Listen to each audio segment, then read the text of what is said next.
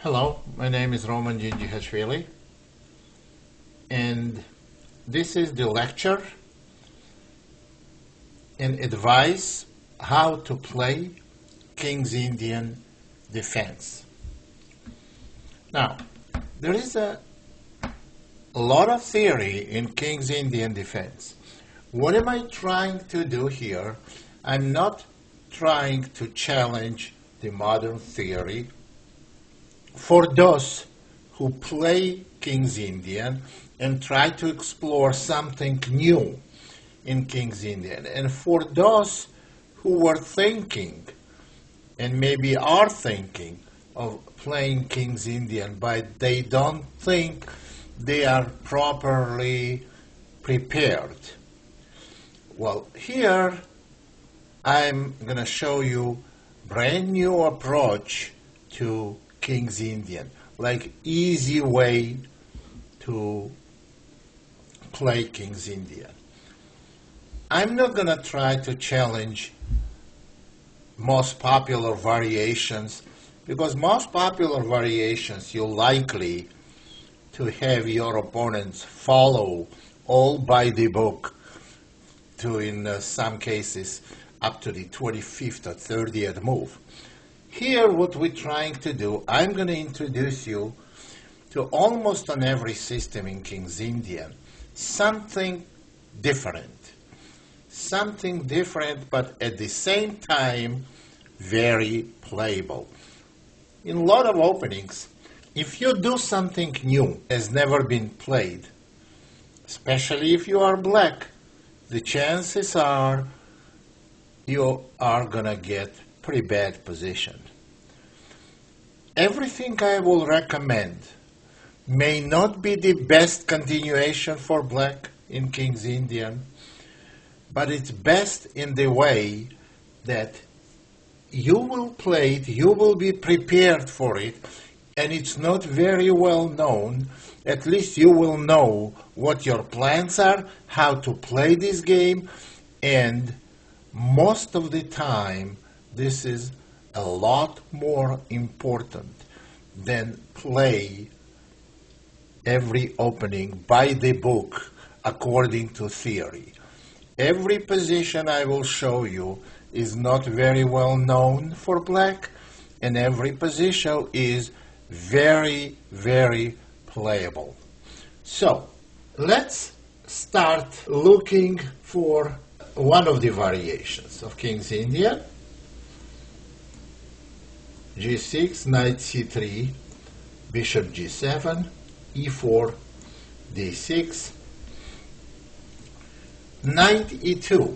Knight e2 move was very popular at some time for years, and black always had some problems equalizing.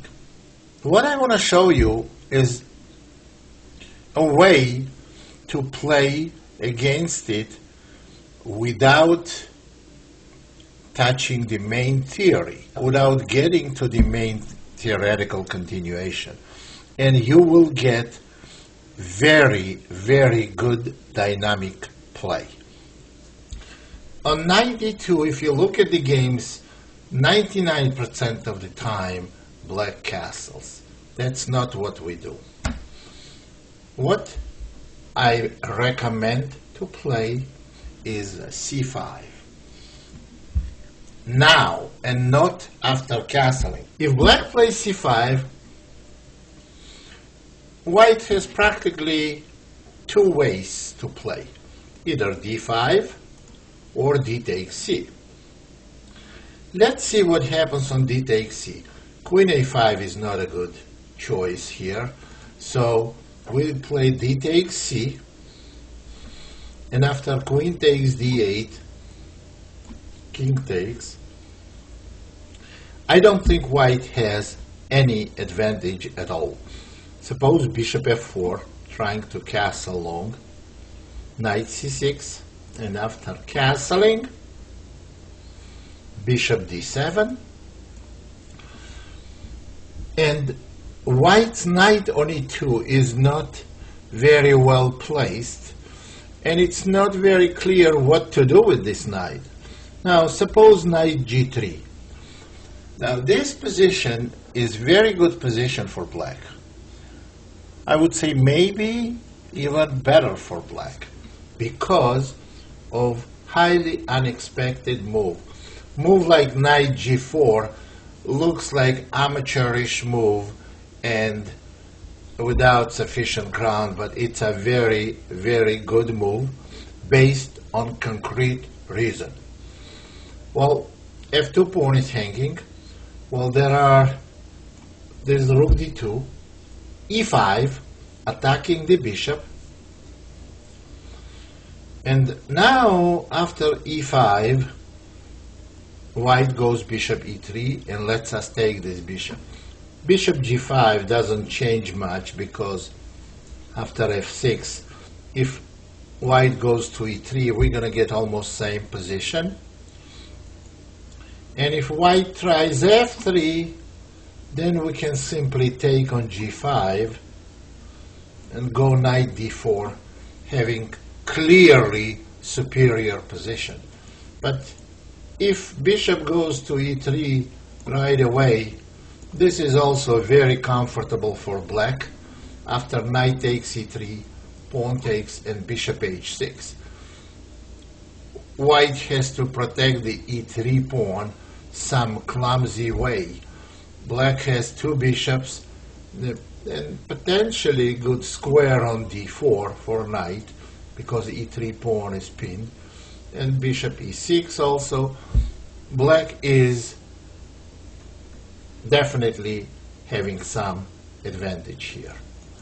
So, but I don't think you can really expect white to take on c5.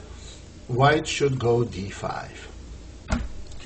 But now you will see what is the idea of playing c5 in the early stage. Because now we're going to go b5. And we're going to get variety of the Benko gambit. Well, obviously, taking with a knight is not good for white, because after knight takes e4, we exchange the wing pawn, knight pawn, for a central pawn. But if pawn takes on b5, we go a6. And we see Benko gambit type of position with very, very bad knight g to e2 move. After we finish the theoretical discussion of certain variations of King's Indian, and I will show you some games typical to these particular variations. So what I am showing here, I played several games actually on the internet against very strong players, and most of them grandmasters, and every one of them failed to get decent position for white. Black has tremendous compensation here. We're gonna look at this position in the game section, which is followed the theoretical section of the King's Indian. So this is something that we should seriously consider. Here, knight e2. Remember, do not castle, although it is a main move, because after knight g3, c5, and d5, we cannot play b5 anymore because knight is going to take on b5. So we have to do it in an earlier stage, c5, d5, now b5.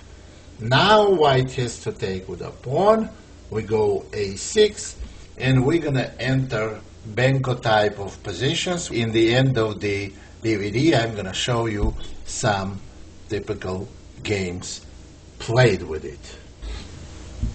Now let's look at the system that I don't know how frequently it's played, but I used to play this system for white very frequently, and I think black has to be careful the way they play against it. d4, knight f6, c4, g6, knight c3, bishop g7, knight f3. White is holding e4. They don't play e4 yet. Well, if you see a lot of games played castling here, I recommend to play d6 first. And there is a reason why we play d6 first before we castle.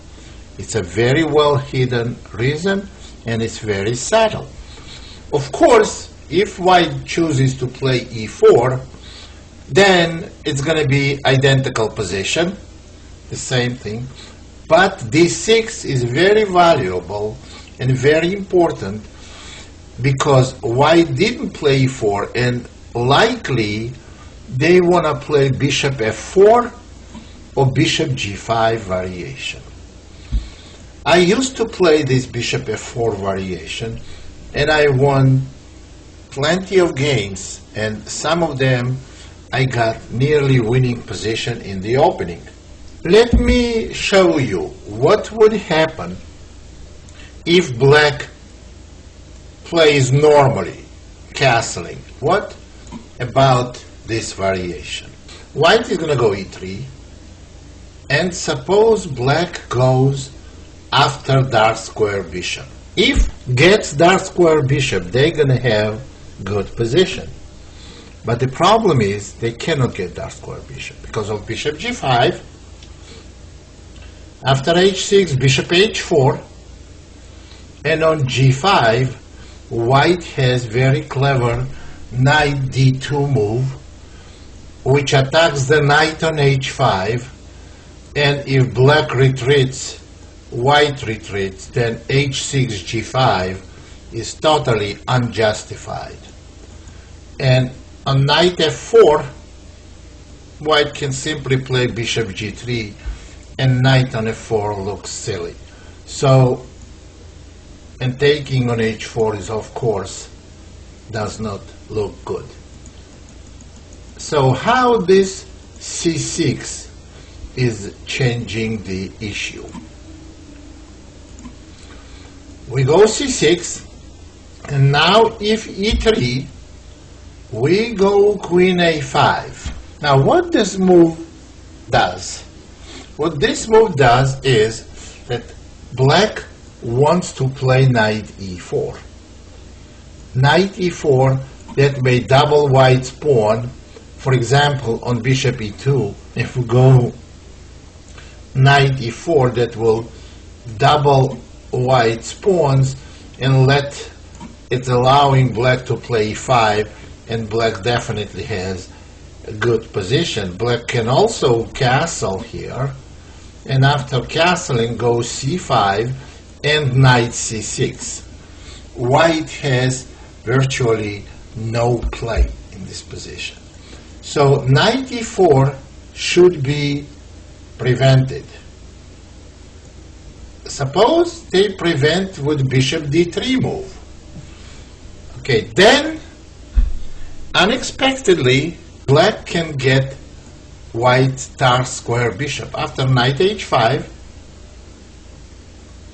bishop g5 h6, bishop h4 g5, and bishop has to move to g3, where black is going to take, because if white plays knight d2, black is going to take knight on h4, and black's h5 knight is protected by the queen.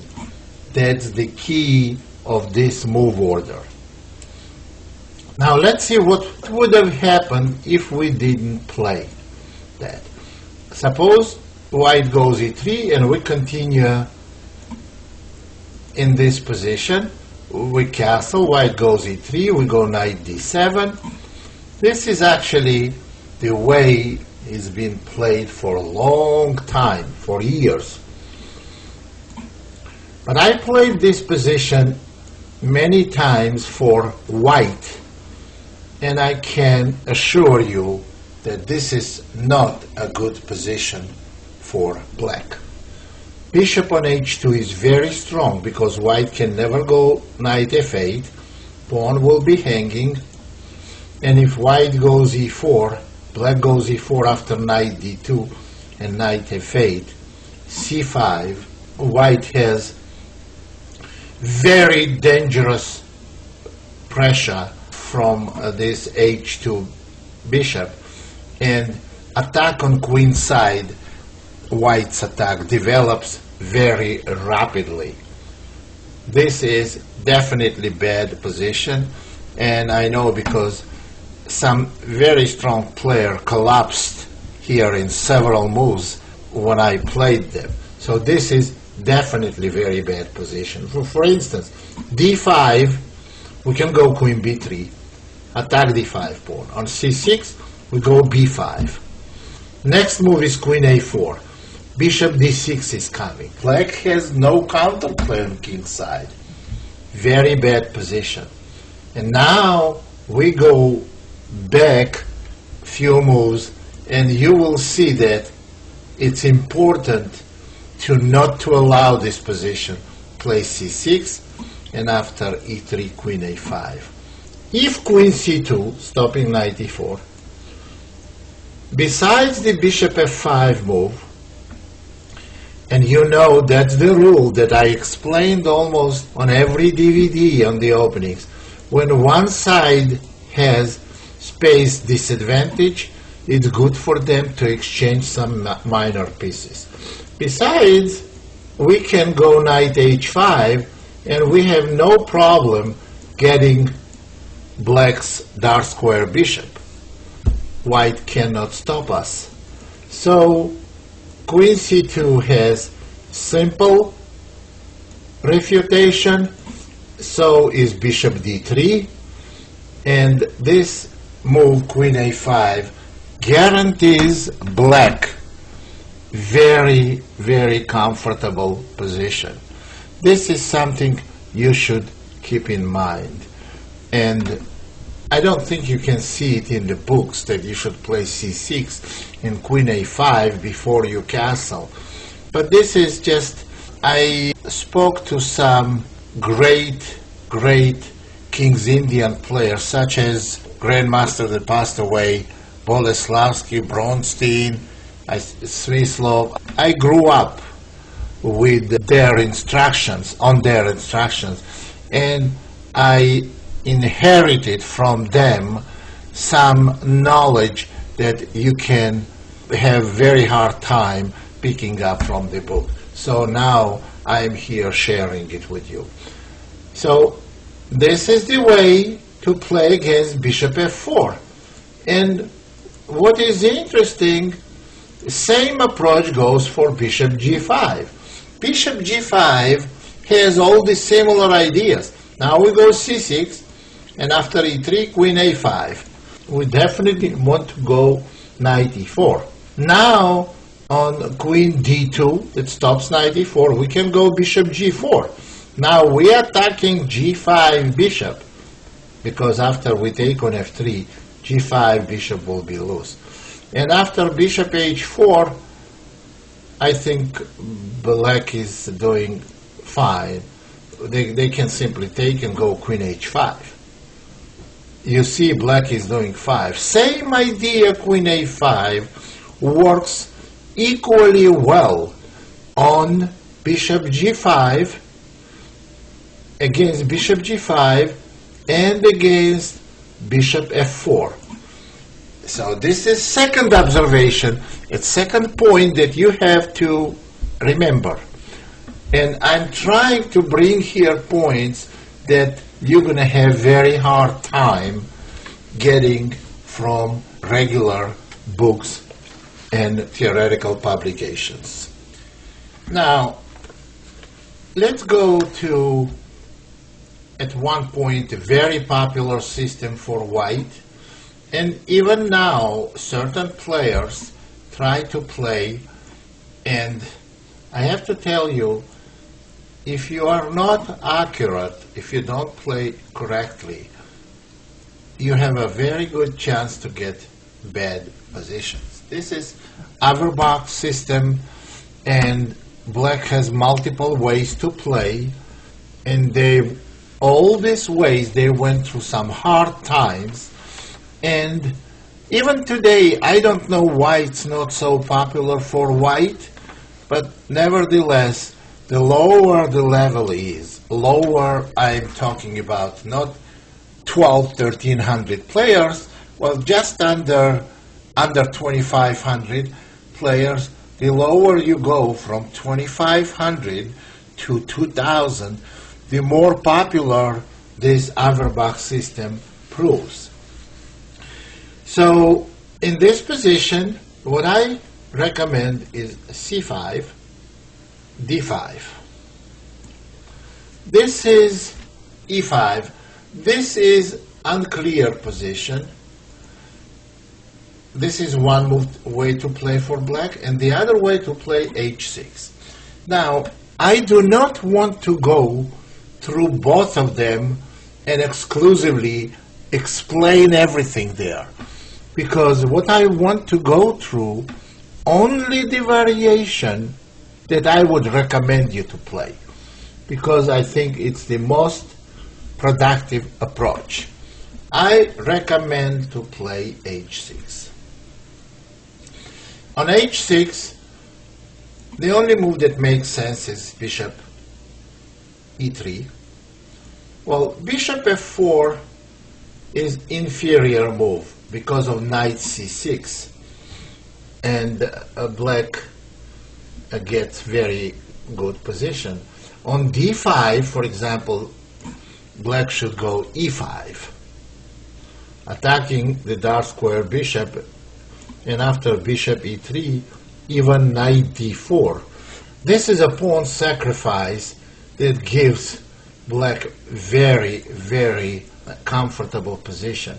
Now threatening knight takes e4, so after queen d3, c6, and then queen go to b6, black has sufficient compensation for sacrificed pawn.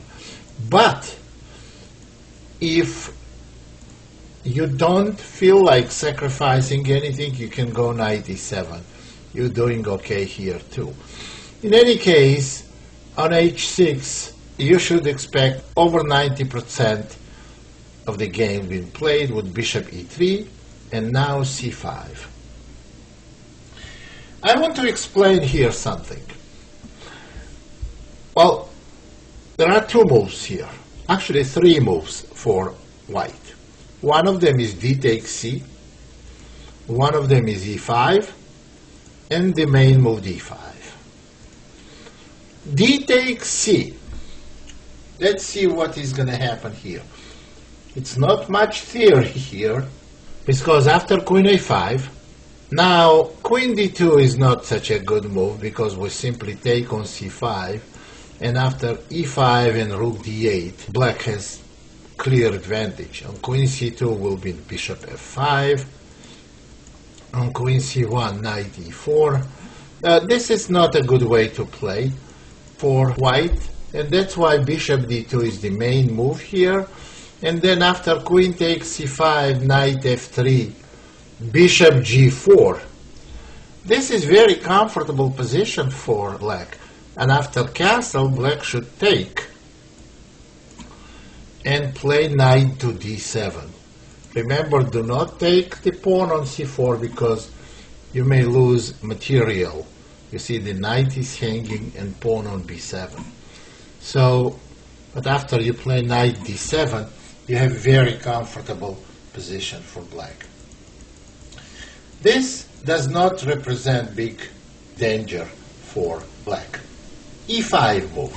Now, in my younger years, after e5, black was automatically playing knight d7 almost in every game. However, white gets some advantage, and there were some positions, some games white won, some they ended in a draw. But it took me almost 40 years, and with the help of Rybka, to come to conclusion the real strong move in this position is not knight d7, but knight h7. Because after knight h7, e takes d, c takes d, and after bishop d4, you see knight is not on d7, so black can play queen takes d6, and after bishop takes g7, this position is absolutely equal. Black is going to go knight c6 next move, and white has no advantage at all. So knight h7 is the way to play in this position, and you should expect full equality. And now let's go with d5 move. Well, this is actually, the statement I'm going to make now is very controversial, because discovery that I made here goes way, way back, goes maybe like 25 or 30 years back. That's exactly when the Averbach system was very, very popular. At that time, my discovery I kept in a secret because I was very active in a tournament playing, and it was top of my career, and I was looking for a fish to catch on the hook. However, I never had a chance to do that, and I've seen many, many games that happened that white went for this type of positions and was never played by black the correct continuation. Now let's see. After d5, e6, and now what the white should do is should go h3, bishop d3, and knight f3. But they can do it with a queen on d1 and king on g8, or they may include queen d2, king h7 moves. You may think there is no difference, but there's a huge difference, actually like a day and night difference. Suppose they play queen d2. You have to know, and in both cases I have very staggering revelation here. On queen d2, we should play ed, and after ed, king h7. Now, here is the secret of this position. If white goes knight f3, regardless queen d2 played or not, after bishop f5, castling, and knight e4, black is doing very well in this position. The idea of Averbach's system entirely is to play h3 to discomfort all black's minor pieces. Now bishop f5 is a simply bad move because g4. And you see now knight e4 would simply lose because of f3, and bishop f4 also will lose because of f3, so black is forced to pull the bishop all the way back. So bishop f5 is a bad move. So h3 is designed for that. And after h3, remember, we can get position with a queen on d2, king h7, or with king on g8 and queen on d1. So let's look at this position with king on h7 and queen on d2. After b5, white has to be very careful not to get in trouble. b5 move gives black very comfortable position. This pawn has to be taken either by pawn or by the knight. Well, what happens if knight takes? Then knight e4, queen c2, rook e8. After rook e8, white has difficulties complete development. On bishop d3, black is going to go a6, which is very strong move. While taking on e4 will give black tremendous initiative. Queen a5 check, followed by queen takes b5, and white is nearly lost. So if knight goes back on c3, then we go knight g3. This is the key of the sacrifice. And after knight g3, you can see that I don't think if you are white, you will be thrilled to play rook h2. It's absolutely awful position. And after bishop f5, or maybe even knight f5, white is on the verge of collapsing completely. So that's what will happen if knight takes on b5. But if pawn takes, then black simply plays knight d7, and after knight f3, all of a sudden, black, after sacrificing the b pawn, they will get back the central pawn by playing knight b6, and on castling, bishop b7, and pawn on d5 cannot be protected. Next move, black is going to take on d5, having very good position. Now I want to go back and, okay, here we will discuss what will happen if white does not play queen d2. They play h3. Then we have to take on d5, and we go rook e8.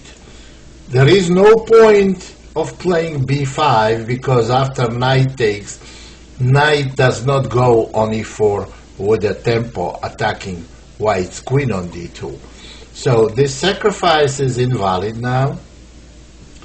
Rook e8, and now bishop d3. Here is, you're going to witness now very interesting battle of minor pieces. This is also something that you cannot find anywhere in the theory. After bishop d3, well, I want to point again, knight f3, bishop f5, castling knight e4 will give black superior position. That's why bishop d3 has to be played. And now white wants to play knight f3 and castle. There have been a lot of games being played, knight d7, knight f3, and black was suffering and they lost a lot of games. Actually, some Russian grandmasters, they won like dozens of games in this position. The space advantage turned out to be decisive in most of these games. But here, the dance of the minor pieces that I told you, you're going to see it now. It's very good for black to exchange some minor pieces here because, as I explained before, they have space disadvantage. So the move is knight h5, which prevents white from playing knight f3 because of knight g3. After knight g3, white is in immediate danger, immediate trouble. You see that. So that's why knight has to be developed to e2 to stop black from playing knight g3. After knight e2, we going knight d7. Again, preventing white from concluding development, because if white castles, then knight e5, and next move knight is going to take the bishop on d3, which cannot retreat because of the weakness on c4. White has, in order to be successful in the opening, in order to get the position they want to, they have to keep black's pieces back and avoid exchanges. g4 looks like may do that. Now, after g4, we have to retreat. But again, if white castles, we go knight e5 and take on d3. So, but now white goes knight g3, and after knight e5, bishop e2. White accomplished everything they wanted, and it looks like if white can castle or go queen d2, black is going to have very, very hard time. That's where the move that I will show you is highly unusual and very, very powerful. The move is knight h7, which gives black immediate advantage.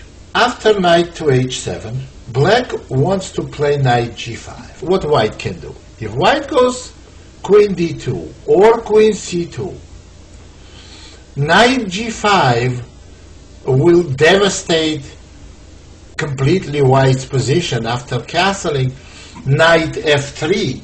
And you see that black cannot move. Knight on f3 is like a bone down their throat, and they can't move. Now, knight will go to d4 later.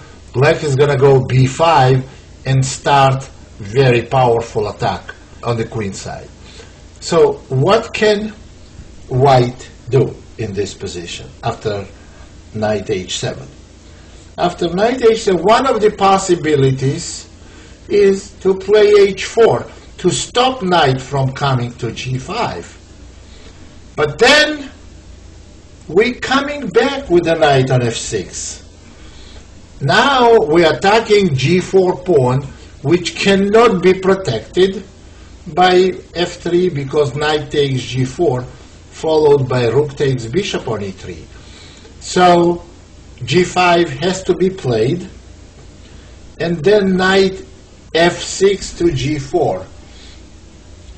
That's probably putting the last nail in the coffin, because bishop takes g3, obviously it loses after bishop takes, and knight f3 check, and on g takes h, knight takes bishop, and bishop takes h6. There is no need to explaining to you that white is totally busted here. And what else can white do? Bishop d2 is not an option either because of knight takes c4. So in this position, black has big advantage, and this is not playable. Well, I actually looked at position after knight h7. Well, when I discovered this move many years ago, I didn't have chance to check this on a computer, on some powerful engine. But then when I looked at it with Rivka, to my great satisfaction, she confirmed evaluation as the position is very much favorable for black. That's another variation that I would strongly recommend, and I vouch for it. So I think Averbach, in my understanding, Averbach's system is not that good for white because of this way to play.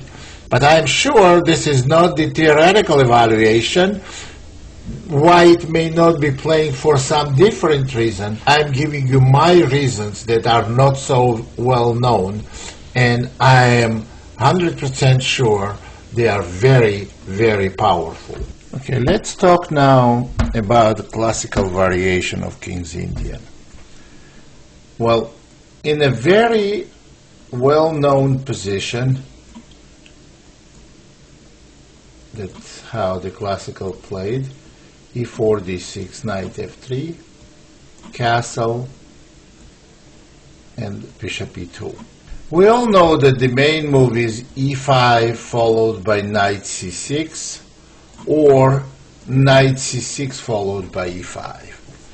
Well, I want to attract your attention to a couple of other ways to play. So I'm not claiming that there are necessarily better ways to play against King's Indian classical, but there are interesting ways to play and out of ordinary plays. And I can guarantee you, if you play correctly, you may get slight disadvantage like normally should be an opening, but you are not going to get a very bad position.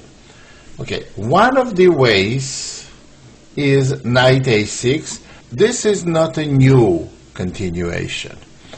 This is very old continuation and it's been played for a long time. What is the new that I want to show you? An e5.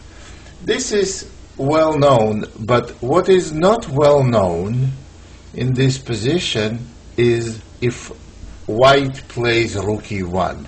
If white plays rook e1, which was played, black has several different ways to play, and it's been played, with exception of the variation that I'm going to show you now. The new move is bishop g4, which I really recommend to play in this position. So if you chose to play knight a6 system, on the rook e1, bishop g4 is a new and very interesting move. If white plays d5,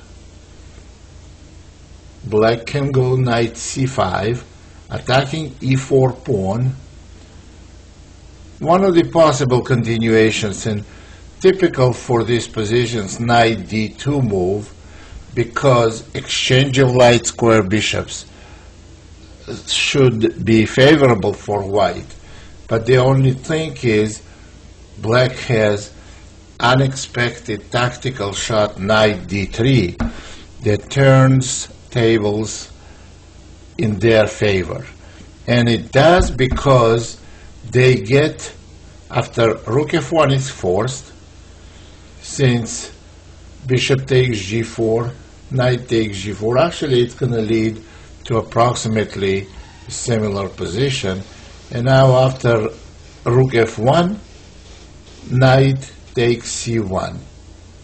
And that gets rid of dark square bishop for white. And after rook c1, now we can go simply knight f6. And knowingly bad bishop in a closed center on g7 will have very good landing square on h6. Well, there was a bad bishop, but after we got rid of white's dark square bishop, this bishop is going to be dominating on h6 c1 diagonal. So this is one thought about this variation, and of course there is a possibility in this position to play h3, bishop takes f3, bishop takes f3, and I'm going to show you the games in a game section, game played with this continuation. So that following up on this position you should see in a game section right after the theoretical parts. So now this is one way to play. And another interesting way to play, I would suggest here, is knight d7 or e5, which is the same transposition, knight d7.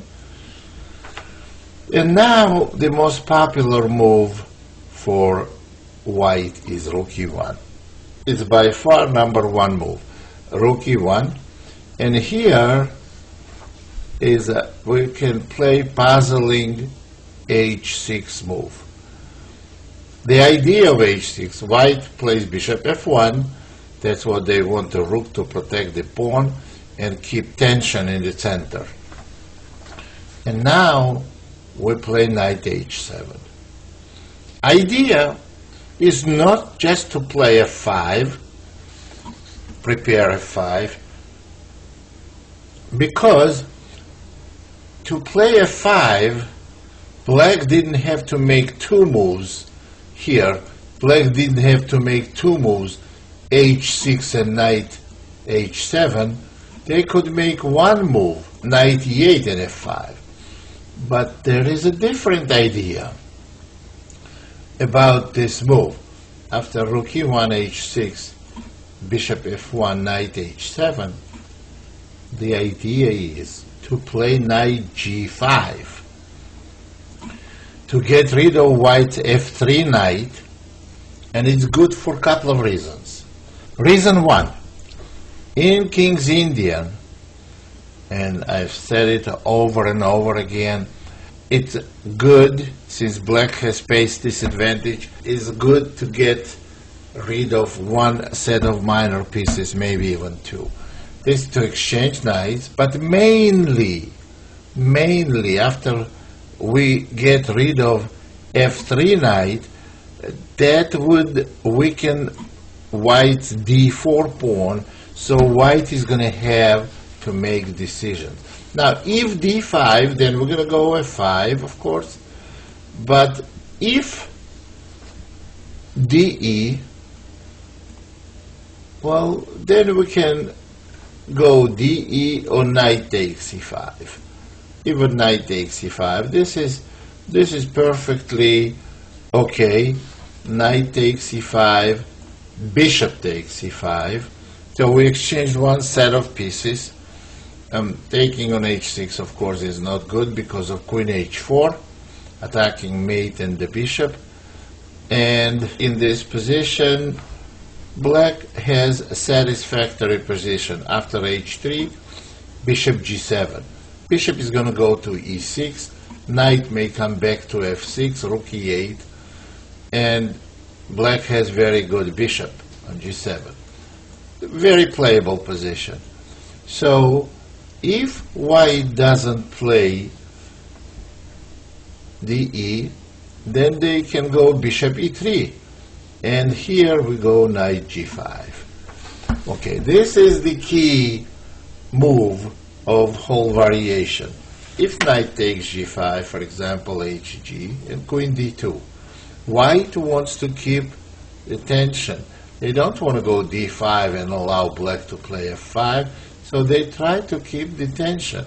Queen d2, and now we take on d4, and I have played a lot of games with it. And after knight e5, you have very comfortable knight on e5. And you have the double g pawns are very good for you because it stops white in the future to play f4 and kick our knight out. And we can go g4 next move also. Well, in my opinion, black is doing very well. For example, rook a d1, bishop e6. Well, if white goes knight d5, we can go c6. Well, you'll see the dynamics of this position. Black has very dynamically good position. Bishop c3, maybe even rook fd8. They're both equally good. Probably rook fd8. It doesn't make much difference. And f3, a6. And we may want to go b5. You see the strength of this knight on e5. Limits white's opportunities. It's very difficult to find some good constructive plan for white. Black is doing very, very well here. Well, this is another idea. So I'm kind of feeding you with interesting ideas that you may explore, you may play.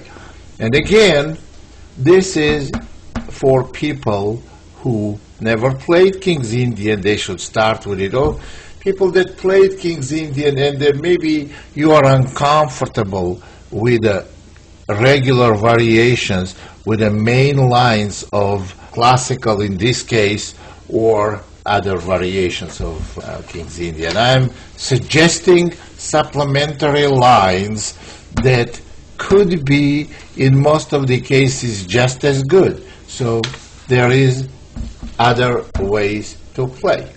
So now I want to introduce you some new continuations in well-known variation of fianchetto variation of King's Indian. Knight f3, g6. Well, of course, it's any move order can lead to that. G3, d6. Bishop g2, castling. Knight c3, c6. Castling. And queen a5. On queen a5, I can tell you that there are only two moves that you should know how to play against. Well, there is move like queen d2. This is also a theoretical move, but this is not something that you have to be prepared against. Well, when you go queen h5, they go queen g5, so it's kind of super conservative way for white to play, and obviously cannot promise much of an advantage. Just to exchange queens, and what does white have? Really nothing. That equal position. But if white wants to fight for initiative, there are only two moves, h3 and e4. I have difficulties defining which one is more popular move, but that's not even important if you are prepared against both of those moves. On e4, I recommend bishop g4, h3, bishop takes f3, and now white has to take on f3 with the bishop. Now, why with the bishop? If white takes on f3 with the queen, we can go knight f6 to d7, attacking d4 pawn, and rook d1 move is practically forced.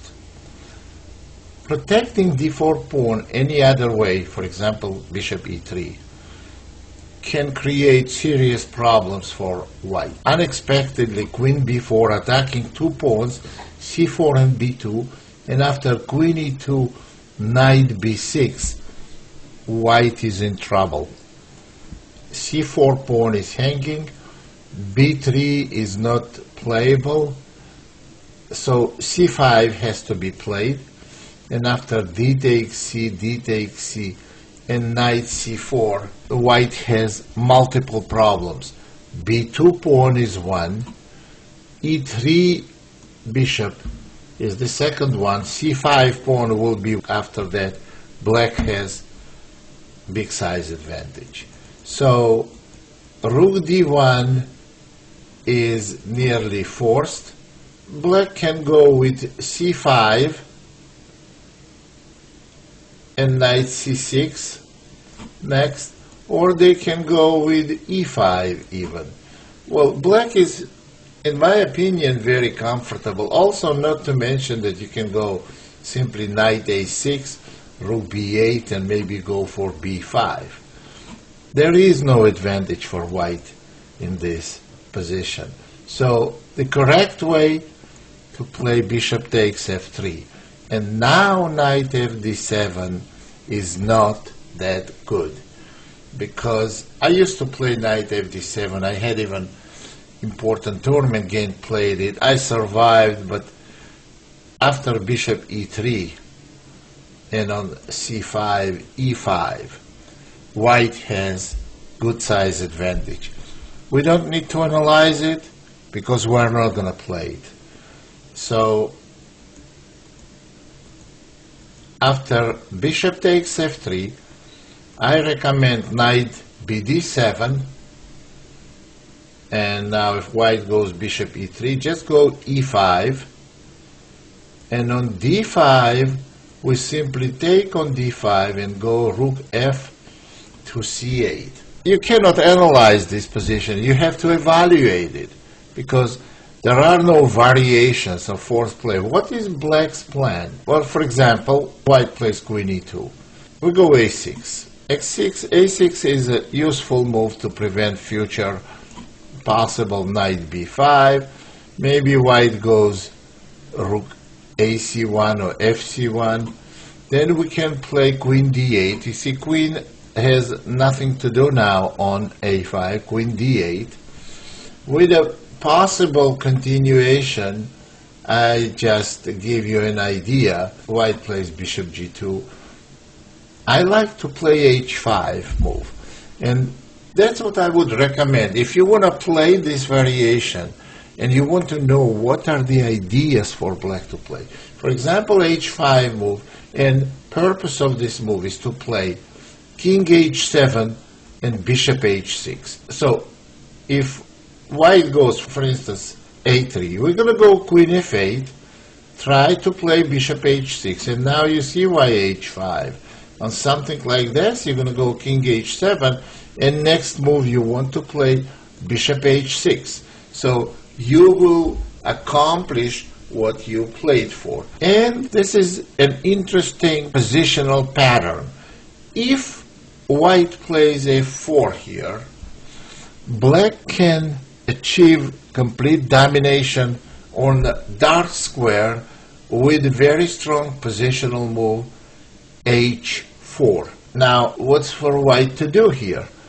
If white takes on e5, there comes knight on e5, very powerful, followed by bishop h6.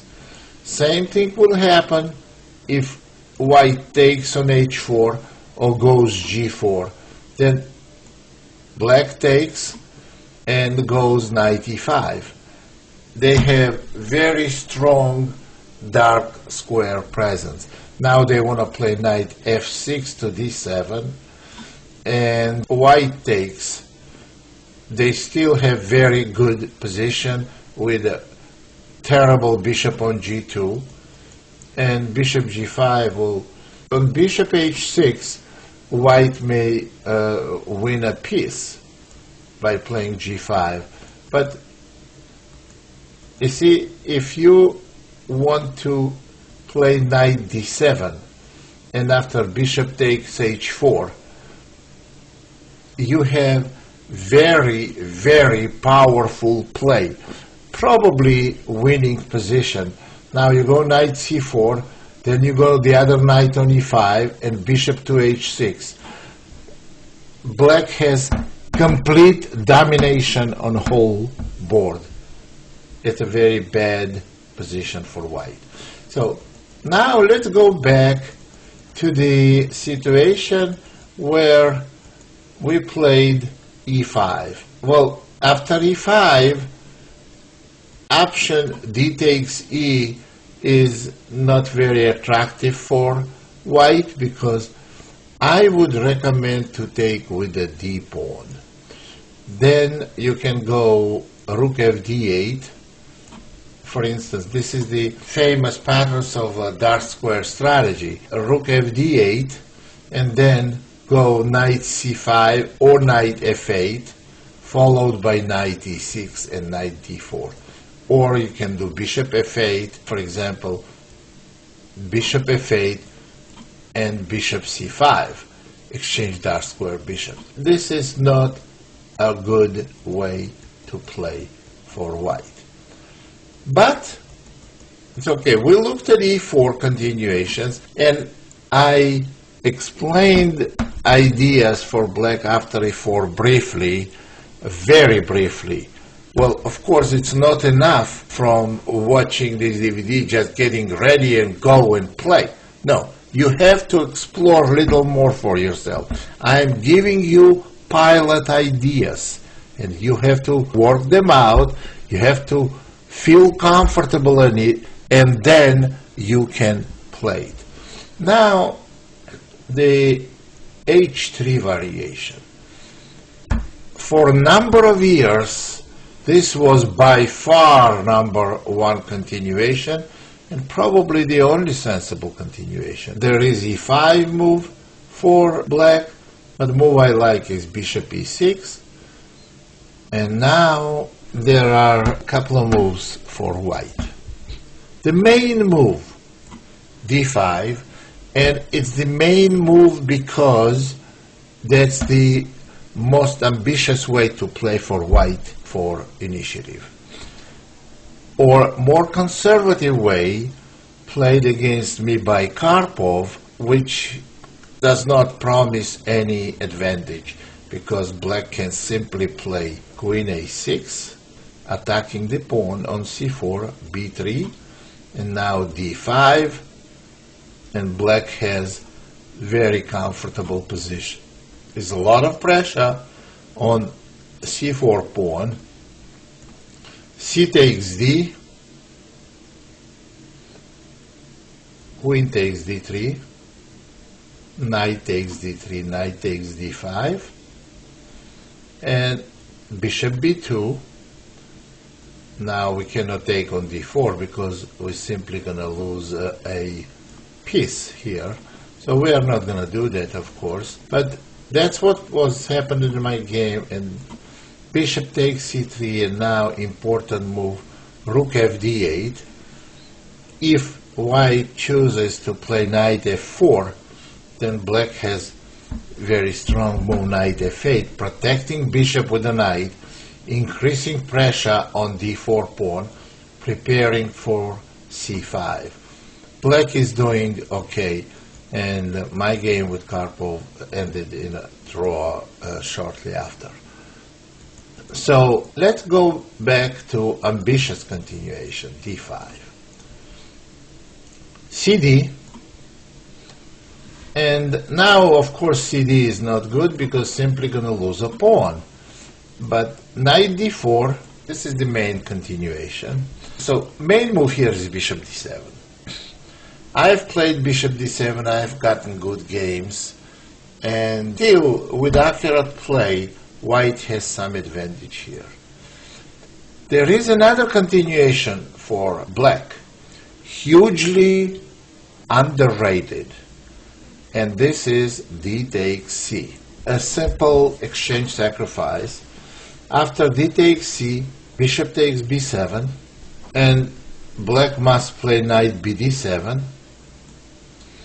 and now bishop takes a8. Now, what will happen if white tries knight c6 and then try to pick up the pawn on e7 with a check, because they are attacking queen, and pick up the rook? This is a bad idea, because we simply go queen h5, knight takes e7 check, king h8. This is very bad for white, because now when they take a rook and we take back, white's king is severely endangered, and this position, I may say, probably losing for white. h4. Well, you cannot just give h3 pawn, because then you can get mated. Queen takes h3 and knight g4. So h4 is practically forced. Now we attack the knight on e7. Queen takes d6. Is out of question because loses a piece. So knight has to go back to c6.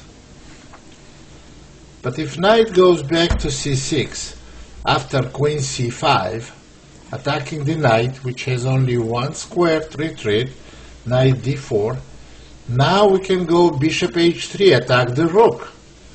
And after rook e1, we go knight g4, attacking the knight with the bishop.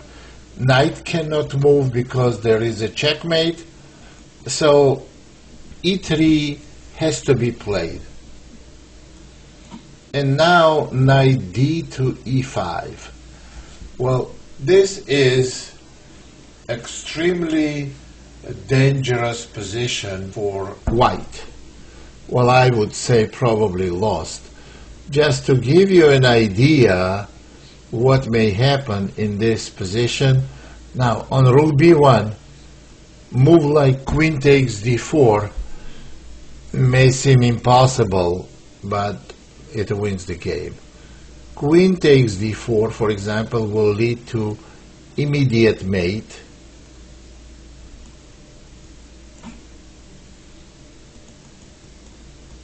And pawn takes d4 will also lead to immediate mate.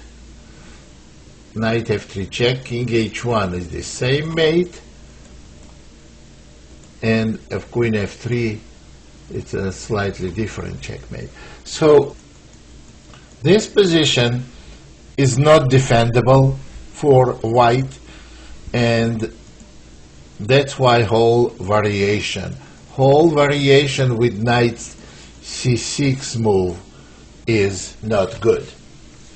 So the correct move for white is bishop takes, rook takes. Now, this position happened in a number of games.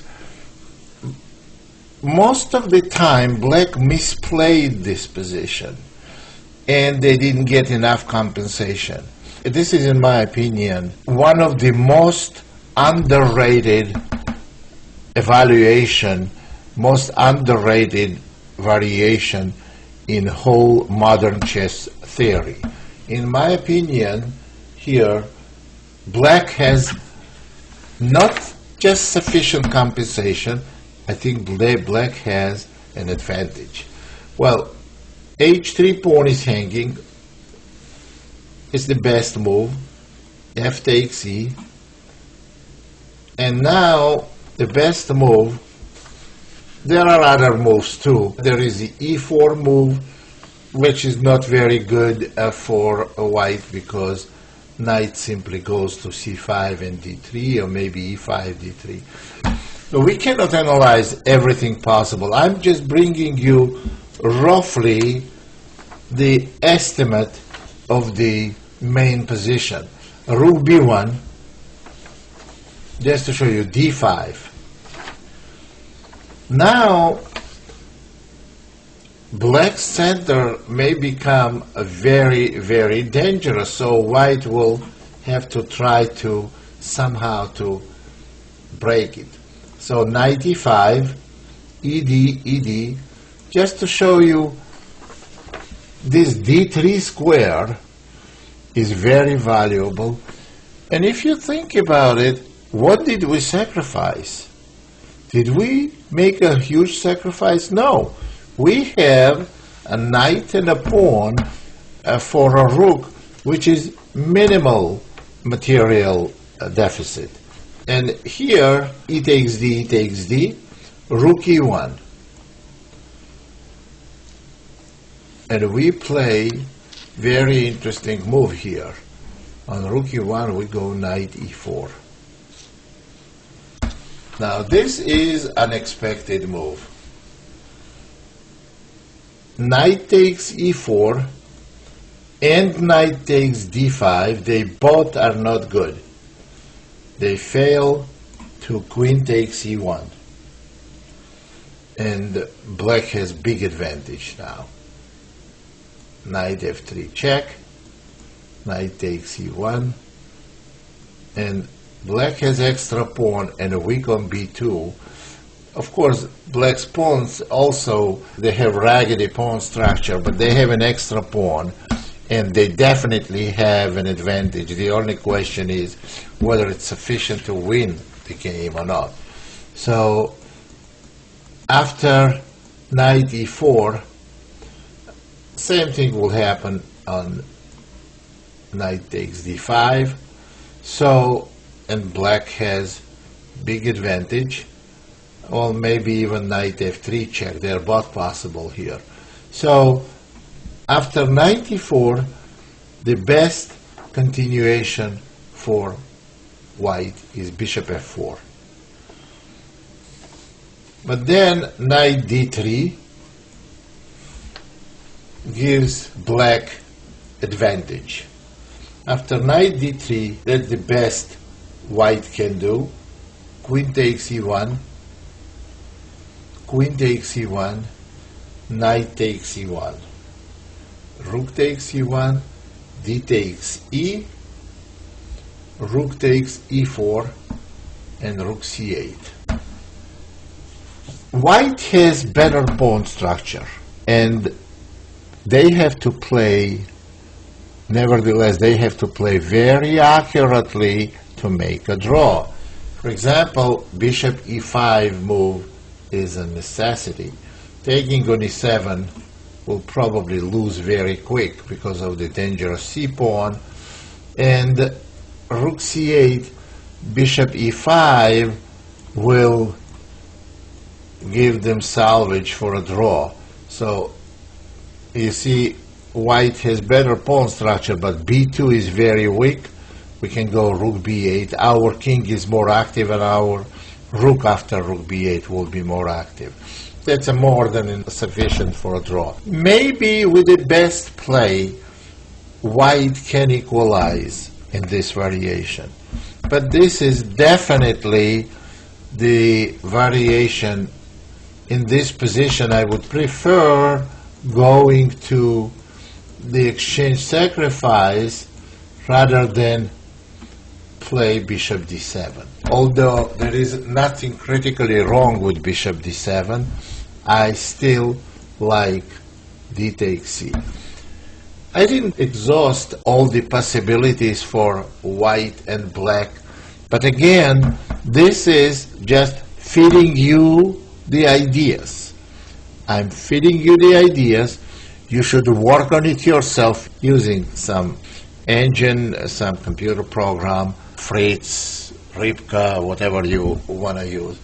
And they will assist you in a better way. But they cannot give you brand new ideas. You have to give them ideas. They will work with you. So this concludes our brief observation of some rather rare continuations for black and shattering in some cases some theoretical evaluation. And I think it's a good material for you to work and make King's Indian part of your opening repertoire. Now we will go to the gaming section. We start analyzing some games played on the variations that I just presented to you. First, I want to show you the game played on the internet against German IM with the variation that I covered in the beginning of our theoretical part of this DVD. So let's go with different move order with King's Indian and Knight E2 variation. As you remember, I recommended to play this pawn sacrifice, and I strongly stood behind it. That's what happened in the game, and now bishop takes a6, and we exchanged, and rook takes f1. As I told you already, we have a good variety, very good variety of Benko gambit. And white cannot castle, knight on g3 is out of place, and black has a couple of extra tempos based on that.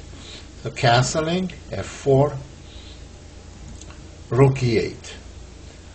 This may not have been the best plan. The good plan is also knight d7, followed by possible c4 and knight c5. Well, my idea was to open the e file, king f2, e6, and knight c6. Here, white played bishop e3, and I wanna follow closely to this game. Bishop e3 was a bad move. Very dangerous move was f5 and bishop g5. But after bishop e3, you will see how initiative can be developed. e4 pawn is barely stable, and white made 3 moves to castle. So now knight d4, and I'm preparing for d5. Bishop takes, queen takes, and queen d3. This is already totally hopeless for white because black's piece is dominating on the board, and after winning exchange, game is practically over. We don't have to look all the way to the end. This is bad display by white. So now let's look at a different game. Different game that is a lot more interesting and was played a lot better by white. So what happened here is same opening exactly, same sacrifice, knight g3. This is a better move. White doesn't want to take himself on a6. They wait for black to take. Castling, a4, knight d7. The only reason why this position is good for black, one and only reason, is because knight from g1 made two moves and went to the square where it has no future at all. That's what gave us the idea of sacrificing pawn for developing initiative. Now we go on c4, queen d2, pawn takes, and this position is already quite dangerous for white. Well, first of all, black wants to just get the pawn back for no compensation needed. There will be equal number of pawns, and black will have a lot more active position. So a4, but now after knight h7, white all of a sudden discovered that they are in a danger of suffering big material losses. Bishop on g5 is hanging because knight takes bishop, and if queen takes, then queen takes c3. And there is a threat of knight d3 check, followed by bishop takes c3. In this position, I don't think white can defend themselves. Bishop e3, knight f3 check. You see, it simply wins a queen. We fork on king and a queen, which forces white to take the knight, and then bishop takes c3 quickly results completely lost position for white. Quickly developed initiative and quick result. So this was not very well played game, but very typical for those positions. And yet another game played with the same variation, another strong player.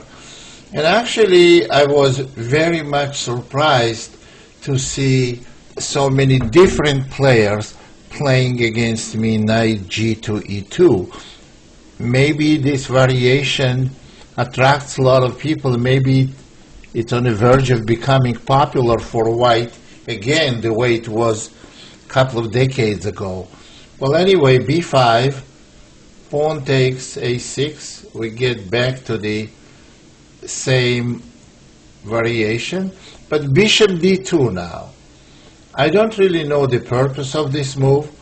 The only thing I can think of that is white is waiting for black to take on b5, and after which they will play bishop takes b5, saving tempo and not developing bishop on e2, expecting black to take and not to make two moves with the bishop. Well, anyway, bishop d2 was played, but now h5. I want to play h4 and discomfort black's pieces. Bishop e2. Now we take on b5 because bishop has been developed. So now bishop has to make second move. h4, knight f1, knight e5. Black already has very active position. Well, let's just talk about this position in words. White knight from g1 went to e2, g3, and landed on f1. To make three moves with a knight and end up one square next to its original position, and this is not a great idea. Bishop standing on b5 already made two moves, so white has not done very well in development. So in this position, white went f4, which I think is a serious mistake, but they probably weren't happy with their position, and they maybe did not evaluate correctly bishop g4 move. Perhaps the best chance was to play fe and sacrifice the queen for 3 pieces. And white is not developed again, and it would have been more sensible continuation than just moving a queen. White overlooked here h3 move, which is a tactical shot, threatening hg with a fork on 2 pieces, and knight on e5 is immune yet. Rook g1, pawn takes g2, rook takes, and now after knight f3 check, white's king is in dangerous position, and white's position is completely falling apart. Knight d4, queen d3, bishop f3, and knight takes b5, knight d4 check. White is completely falling apart. We're just making few moves, and they may not have been the best moves, but we are talking about blitz game, so accuracy in blitz game is never guaranteed. White is, of course, white is lost, but we have to make few more moves, and they are down an exchange, and their king's position, white's king's position, is a lot more vulnerable than black's. And after rook a6, white simply resigned. Well, we're attacking queen, and if queen moves, we take the bishop. However, queen takes rook after queen g4 check, queen f3 check, queen f2 check, queen takes e1 check, then coming back to f2, queen f3 check. May not be a mate, but black takes all white's pieces, which is practically equivalent to a mate. That's why after a rook a6 move, bishop h6 and rook a6 move, good player here resigns, and that's exactly what my opponent did. Now, I want to show you one game on the classical, exactly what I was showing. Here is the classical played against Grandmaster also on ICC, on the internet. Well, that's the position I discussed, and rook e1 I discussed when I said we're going to be looking at the game in gaming session. That's what gaming session is.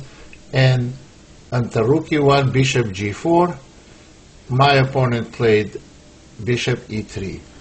Actually, I played 2 games with it. This game and another game against different grandmaster, also with bishop e3 in this position. Now, in both cases, bishop takes f3 was played, e takes d was played, and knight b4. After knight b4, idea of move knight b4 is to bring knight to c6. Well, just to give you an idea, knight c6, and then knight d7. Then black's knight may go to c5 and rook e8. Black will have comfortable piece play, good dynamic position. e5 was played. This move, of course, was analyzed by me. This move seems like a good move, but it's not. D takes c and bishop c5. That's what white was hoping for. But after knight d3, of course it was all prepared by me when I analyzed this theoretical continuation. Knight takes e1, bishop takes g7, and queen takes d1. That's the key in any other way, any other thing we play here, white is okay, because a knight takes f3, queen f3, king g7, queen b7. But queen takes d1 simply gives black extra pawn and better position.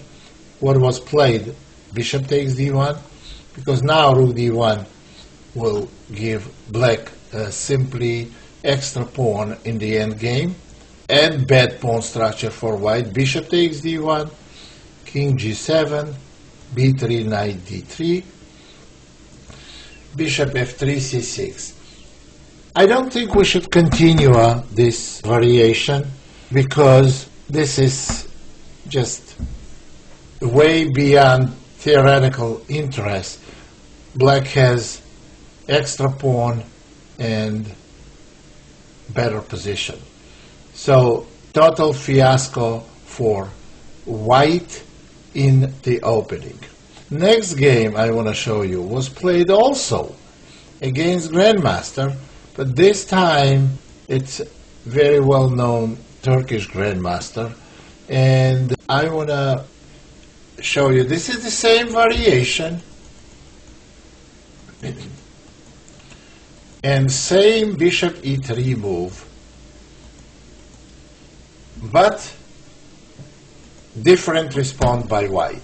Knight d5, well, the purpose of knight d5 move, they want to go bishop c3 to keep bishop on that diagonal. Well, I played knight e5, b3, rook e8. I think black has very good piece play. Rook c1, a5, and knight fd7. That gives white an opportunity to secure two bishop advantage by playing bishop g2. But after knight c5, black is threatening knight d3 and rook c2, simply bringing rook on e2. That's a good play for white, bringing rook to e2 and maintaining space advantage. But after c6, knight f4 and queen d7, again black is doing fine. Rook d2 move allowed some very interesting tactics. Knight takes c4. This move was overlooked by my opponent. Nevertheless, it creates some interesting piece play. Bishop takes g7, knight takes d2, bishop b2, and here, of course, there is no other good way to stop this diagonal pressure, and we got to position that I went for. White has two minor pieces for rook and two pawns. Now, retroactively, would I go for that position, envisioning this concrete position? The answer is yes. I think I stood always well. Knight d3, rook takes, and d5, and now queen f7. Of course, winning this pawn is very bad for white, because black's queen side pawns, maybe b6 and c5, 4 against 2 advantage, will give black good winning chances. And basically, rook against bishop and knight is doing very well in endgame. This is known fact. Well, especially with white has no blockade and no coordination.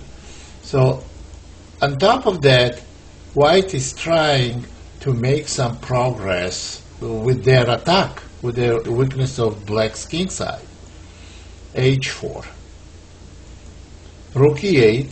This is just general centralizing move. And now queen b6, trying to pick up some of the black's pawns. g5. This is a quest for activity. Pawn takes and queen g6. All of a sudden, we are attacking the knight.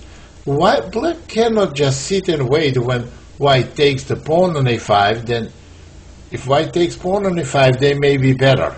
So we go g5, queen g6, quickly activating queen and the rook. Queen d4 back and queen takes g5. Again, queen takes g5 is a bad idea for all the same reasons I explained before.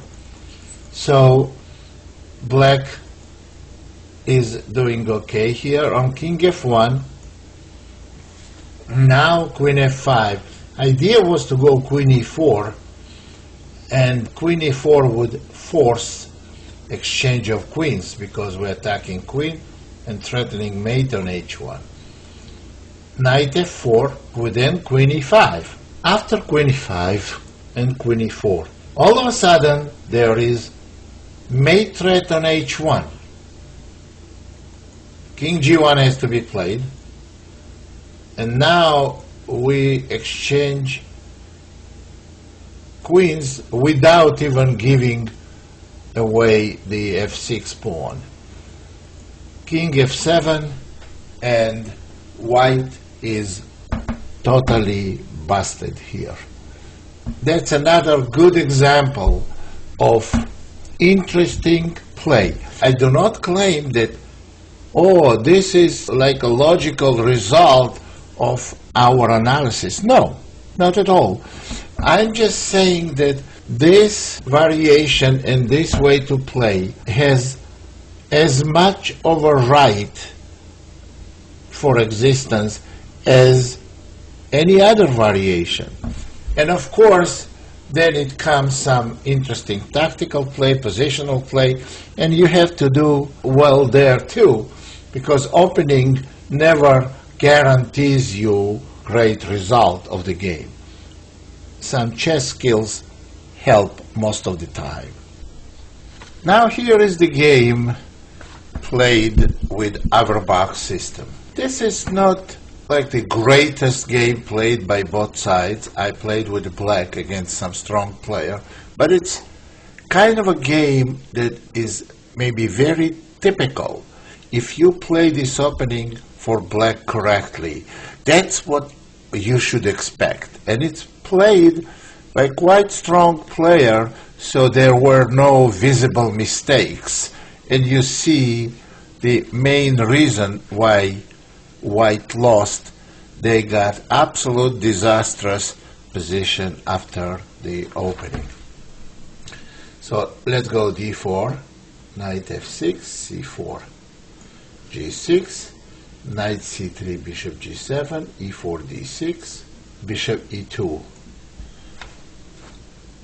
castle, bishop g5, h6, bishop e3, c5, d5, and e6. So far, we are exactly in a position that we analyzed in our theoretical part. After e6, let me explain you something. We said that there is two ways for white to play this position without including queen d2 and king h7.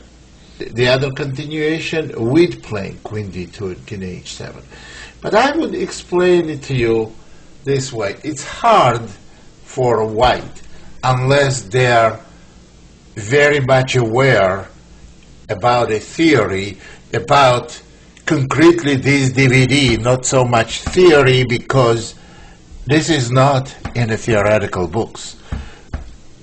It's hard to not play queen d2, king h7, because by all means queen d2 looks like a lot more useful move than king h7. So queen d2, I took first on d5, and now king h7, and now we got to the very well-known position that was analyzed by us, the theoretical part, h3. Remember, Knight f3 will be met by bishop f5, knight e4, with a very good position for black.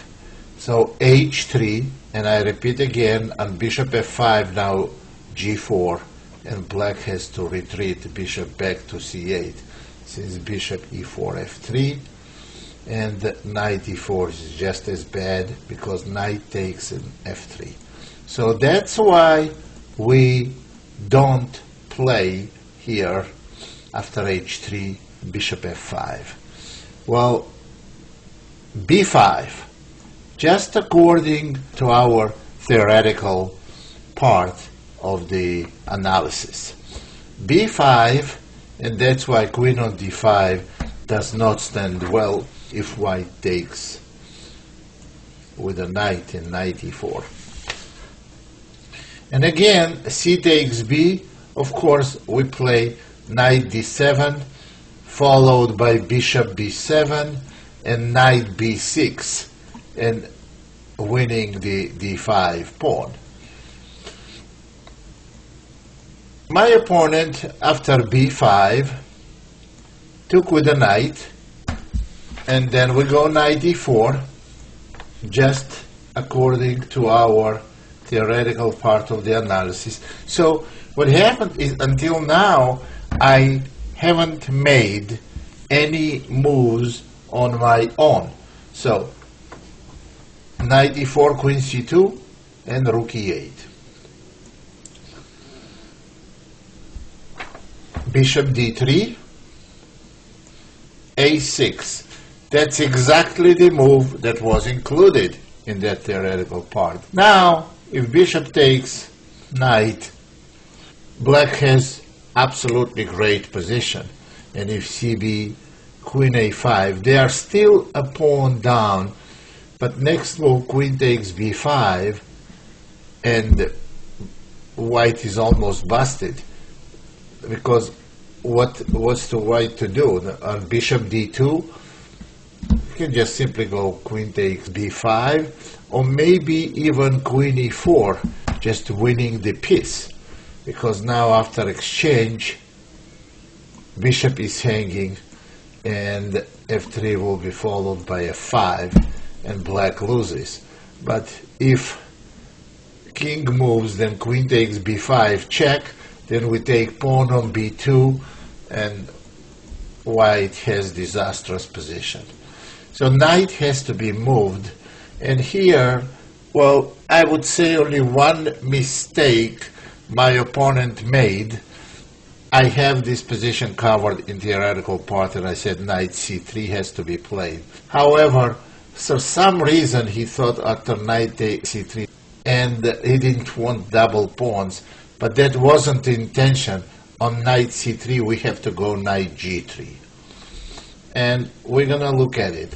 So since white in a blitz game didn't like knight takes c3, so they went knight a3.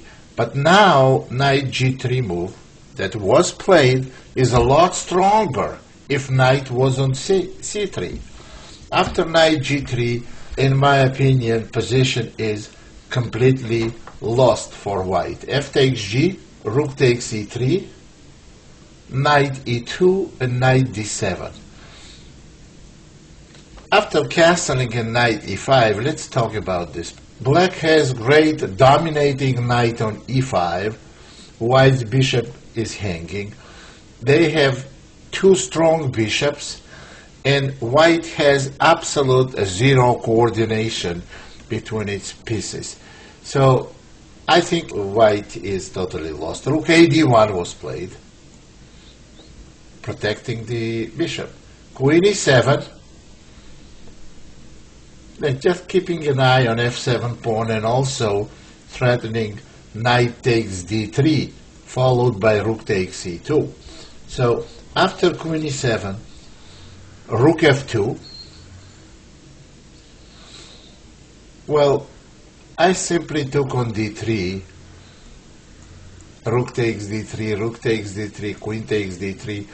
This may not have been the best continuation, but it sure gives black very, very good advantage. And bishop g7 back. Now what we have better pawn structure. We have two bishops in open position, so they are completely dominating two knights, and there is no counterplay for white. g4 was played. Now, after g4, I'm not sure. I could have played simply bishop d7, or maybe even rook b8, with a good size advantage. But what I played is also very interesting. f5, I want activity of bishop pair. And now those bishops become very vicious. But what happened is after f5, g takes f was played, and bishop takes f5. Well, what should white do in this position? If queen retreats and rook comes to e8, I don't think white can last long in this position. And my opponent, he made a practical decision to sacrifice an exchange and try for some initiative. King g8. And now, after king g8, he went knight f4. Knight f4 with the idea of playing knight e6. If white manages knight e6, they will have very good survival chances. Well, but after knight f4, my opponent apparently, he explained me after the game, he didn't think I could play rook f8. He thought rook f8 is a losing move. I did play rook f8. And now knight g6. You see, black queen has no checks, and rook hanging and queen is hanging, and taking queen is not good because black loses a rook. But he missed simple queen f7. But he missed this move in already lost position. And after queen f7, queen e4 was played. Well, if he goes queen d3, I think it simply queen f2 check. And on king h2, rook e8. There are no moves for white. Every piece white has is absolutely paralyzed. They don't have any moves. Any move white pieces make, they're going to lose a piece or more. So my opponent played queen e4, which does not make much difference, of course. Rook e8, queen d3, and queen f6. Here I played queen f6 with the idea completely cutting off this g6 knight from any kind of escapes. Knight on g6 is trapped and has absolutely no squares. Knight e3 cannot be played because rook takes e3, and black is going to end up with extra piece. So after queen f6, h4 was played. Desperate attempt to play h5 to protect the knight, but h5, very strong move. Knight still has no move. Now he played g3, trying to play knight f4. g3 has to be played because here is deadly threat of king f7, which will trap and win the knight on g6. g3 was played.